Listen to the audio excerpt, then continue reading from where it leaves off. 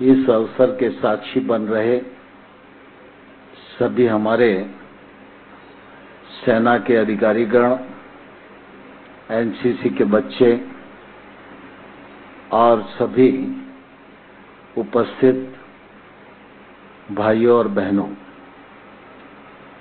सर्वप्रथम तो मैं TB27 को हृदय से धन्यवाद देना चाहता हूं कि उन्होंने संकल्प 2026 की रचना की और उस रचना के केंद्र में राष्ट्रभक्ति को रखा, क्योंकि जब हम अपना कोई भी कार्यक्रम सेना को समर्पित करते हैं तो स्वाभाविक रूप से वह राष्ट्र के प्रति समर्पण से जुड़ जाता है। और लोकतंत्र में बाकी सारी योग्यताएं अत्यंत आवश्यक हैं मनुष्य के सर्वांगीण विकास के लिए, लेकिन सारी योग्यताओं के साथ साथ अगर उसकी नींव में राष्ट्र के प्रति समर्पण नहीं है तो उसका जीवन निरर्थक ही है, ऐसा मैं मानता हूं। इसलिए यह कार्यक्रम महत्वपूर्ण है, क्योंकि यह राष्ट्र के प्रति समर्पण, बलिदान और भक्ति की भावना से ओतप्रोत है। इसलिए मैं TB27 के सभी अधिकारीगणों को हृदय से बहुत बहुत स्वागत करता हूं, बहुत बहुत अभिनंदन करता हूं। हम सब जानते हैं कि हमारा देश दुनिया का सबसे बड़ा लोकतंत्र है। लोकतंत्र है तो आजाद भारत में हम सांस ले रहे हैं। हमको सब प्रकार की समग्र आजादी प्राप्त है, लेकिन कभी कभी आजादी का उपयोग होता है और आजादी का उपयोग करते हुए व्यक्ति अपने आप को प्रतिस्पर्धा में सर्वोच्च ऊंचाई तक ले जाने के लिए प्रतिस्पर्धा करता है, तो देखकर निश्चित रूप से प्रसन्नता होती है। और कभी कभी अभिव्यक्ति की आजादी के नाम पर कई बार ऐसी स्थितियां भी सामने आती हैं कि ऐसा लगता है कि यह आजादी का दुरुपयोग हो रहा है। हमें इस प्रकार के क्षरण से समाज को बचाने की आवश्यकता है। समाज को बचाने के लिए आवश्यकता इस बात की है कि देश में निवास करने वाला प्रत्येक नर नारी, प्रत्येक बच्चा राष्ट्रभक्ति की भावना से निश्चित रूप से ओतप्रोत हो। और इस दृष्टि से यह भी आवश्यक है कि हम आजादी के मूल्य को समझें, क्योंकि सामान्य तौर पर हमारे देश में कुछ समय बाद अच्छी चीजों को भी भूल जाने की आदत है। एक समय था जब हमारे ही मध्य प्रदेश में बिजली नहीं होती थी, लेकिन अब जो पीढ़ी सामने है उसने बिजली की उस कमी को देखा नहीं, तो उसको एहसास ही नहीं होता कि बिजली की कमी से कितनी परेशानी होती है। ठीक इसी प्रकार से हम जब आजादी के बारे में विचार करते हैं तो हमें हमेशा यह कोशिश करते रहना चाहिए कि जो वर्तमान पीढ़ी है उसे भी और जो भारत का भविष्य उसे भी आजादी का मूल्य समय समय पर मालूम पड़े। क्योंकि ये आज़ादी हमको किसी ने तस्तरी में रखकर या नारा लगाने से उपलब्ध नहीं हुई। आज हम लोकतंत्र में सांसें ले रहे हैं तो इस लोकतांत्रिक व्यवस्था को उपलब्ध कराने के लिए हमारे तमाम सारे पूर्वजों ने अपने प्राणों का बलिदान किया है। हंसते हंसते फांसी के फंदे को चूमा है और वंदे मातरम गाते हुए अपने प्राणों की आहुति दी है। तब लहू से सनी हुई ये मूल्यवान आजादी भारत को प्राप्त हुई है। यह मूल्य हमेशा भारत के नागरिक के जहन में रहना चाहिए और अगर ये मूल्य नागरिक के जहन में रहेगा तो वो कभी भी आजादी का दुरुपयोग करने की ओर अग्रसर नहीं हो सकेगा। आजादी के पूर्व भी और आजादी के बाद भी हमारे देश की सीमाओं को अक्षुण्ण रखने के लिए, सुरक्षित रखने के लिए जो हमारे मिलिट्री फोर्स का योगदान है वह भी निश्चित रूप से बहुत महत्वपूर्ण है। आज सामान्य तौर पर कई लोगों को ये लगता है कि कोई भी व्यक्ति अगर सेना में भर्ती हो रहा है तो उसके पीछे उसकी आजीविका है, नौकरी चाहिए इसलिए वो सेना में जा रहा है। लेकिन मैं ऐसा मानता हूं कि ये पूरा सच नहीं है। जो मनुष्य है उसे आजीविका चाहिए ही, लेकिन 140 करोड़ का देश है, आजीविका के बहुत सारे साधन वो पसंद कर सकता है और उस रास्ते पर चल सकता है। लेकिन सेना में जो लोग भर्ती होने के लिए जाते हैं उनके मन में एक भाव तो ये रहता ही है कि मैं सीमा की रक्षा के लिए जा रहा हूं।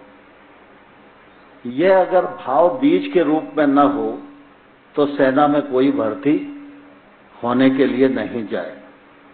यद्यपि वर्तमान परिस्थितियों में कई बार सेना पर भी सवाल खड़ा करने का प्रयास जो लोग करते हैं, मैं समझता हूं कि वह निंदा के योग्य है। जो लोग सेना में आज काम कर रहे हैं या पूर्व में काम कर चुके हैं, तो हमारी देश की पीढ़ी को ये मालूम होना चाहिए कि अगर आज हम भोपाल में पूरी तरह सुरक्षित हैं, अगर आज हम भोपाल में चैन की नींद सो रहे हैं, हमारे देश में कोई उथल पुथल नहीं है, हमारी सीमाएं सुरक्षित हैं, तो ये सुरक्षित नरेंद्र सिंह तोमर के कारण नहीं है या किसी टीवी के कार्यक्रम के कारण नहीं है। इन सीमाओं की सुरक्षा सिर्फ इसलिए है कि हमारा सेना का जवान हथेली पर जान रखकर भारत माता की रक्षा करने के लिए अपने आप को समर्पित करने के भाव से सीमा पर खड़ा हुआ है। और हम सब इस बात को भलीभांति जानते हैं कि युद्ध हो तब तो बलिदान होता ही है, लेकिन देश में बीच बीच में अनेक प्रकार की आतंकवादी घटनाएं होती रहती हैं। मैं चंबल क्षेत्र का रहने वाला हूं। मैं समझता हूं उस क्षेत्र से बड़ी संख्या आर्मी में जाने वालों की है, और जब कोई ऐसी घटना होती है तो निश्चित रूप से मिलिट्री के लोग, पैरामिलिट्री के लोग अपने दायित्व का निर्वहन करते हुए अपने प्राणों का बलिदान कर देते हैं। यूं तो हमारे शास्त्रों में कहा गया है कि मनुष्य का सार्थक जीवन वही है कि जीवन कैसा भी रहे लेकिन उसकी मृत्यु उत्सव बन जाए। तो जब किसी शहीद का शव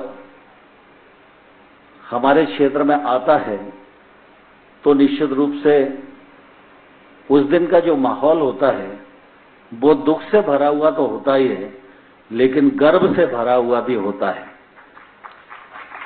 और यही मैं समझता हूं कि मृत्यु का उत्सव होता है। और इसलिए सेना पर केंद्रित कार्यक्रम करना, उनको प्रोत्साहित करना, उन्हें सम्मानित करना, भविष्य की पीढ़ी को उसके संपर्क में लाना, उसके महत्व को बताना, यह निश्चित रूप से आज अत्यंत आवश्यक है। हम सब भलीभांति इस बात को जानते हैं कि वर्तमान परिप्रेक्ष्य में आज भारत तीव्र गति से वैश्विक मंच पर अग्रणी भूमिका निभा रहा है। एक कालखंड ऐसा था जब हम मांगने वाले देश हुआ करते थे, लेकिन आज भारत दुनिया को देने वाला देश के रूप में खड़ा हुआ है। आज की जो पीढ़ी है या भविष्य की जो पीढ़ी है वो निश्चित रूप से सौभाग्यशाली है, जो एक मजबूत भारत का, अपने आप को नागरिक कहलाने का गौरव अनुभव करती है। इसलिए आज हम सब लोगों की जिम्मेवारी और ज्यादा बढ़ जाती है, क्योंकि आज दुनिया का बड़ा हिस्सा भारत की ओर आशा भरी नजरों से देखता है सहायता के लिए। और जो महाशक्तियां भी हैं, आज उनकी ऐसी हैसियत नहीं है कि भारत को कॉन्फिडेंस में बिना लिए वो किसी भी वैश्विक मंच का कोई एजेंडा तैयार कर सकें। यह हमारी पीढ़ी की और देश की बड़ी भारी सफलता है।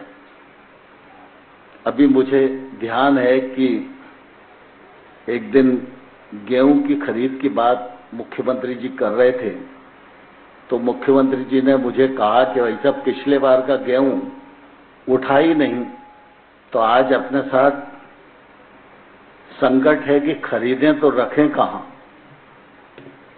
तो मैंने उनको कहा कि कुछ भी इंतजाम करो, लेकिन खरीदना जरूरी है, क्योंकि पिछले बार जो खरीदा था वो गेहूं उठा नहीं। इसके मायने ये है कि हमारे भंडार भरे हुए हैं, लेकिन आज खरीदना जरूरी इसलिए है कि आज पूरी दुनिया युद्ध की आग में झुकी हुई है। आने वाले कल में पता नहीं क्या परिस्थिति खड़ी हो, तो हमको देश की भी आवश्यकता पूर्ति करनी होगी और दुनिया की आवश्यकता भी पूर्ति करनी होगी। इसलिए भारत का अन्न भंडार पूरी तरह भरपूर होना चाहिए। इस जिम्मेवारी को भी हम सब लोगों को ध्यान में रखने की आवश्यकता है। हमारे लिए यह प्रसन्नता का विषय है कि इस अवसर पर प्रधानमंत्री नरेंद्र मोदी जी जैसा सशक्त नेतृत्व आज देश का नेतृत्व कर रहा है, जिसके मन में देश के प्रति समर्पण भी है, सेना के प्रति सम्मान भी है और देश को आगे बढ़ाने का जज्बा भी है।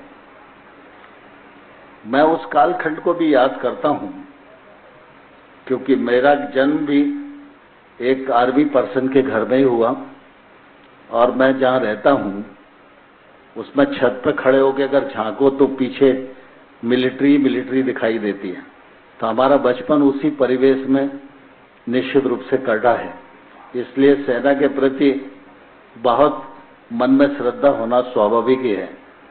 लेकिन एक समय यह था कि जब युद्ध में कोई सैनिक शहीद हो जाता था तो उसकी डेड बॉडी घर वालों को संस्कार के लिए भी उपलब्ध नहीं होती थी।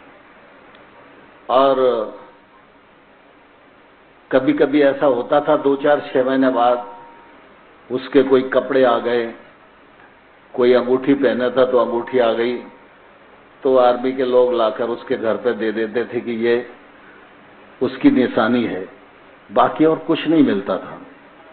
लेकिन जब देश में अटल बिहारी वाजपेयी जी इस देश के प्रधानमंत्री बने तो उन्होंने इस मामले में आमूलचूल सुधार किया। सेना के प्रति सम्मान बढ़े, इसका भी उन्होंने सदप्रयत्न किया और युद्ध क्षेत्र में कोई सैनिक हमारा बलिदान हो जाए तो उस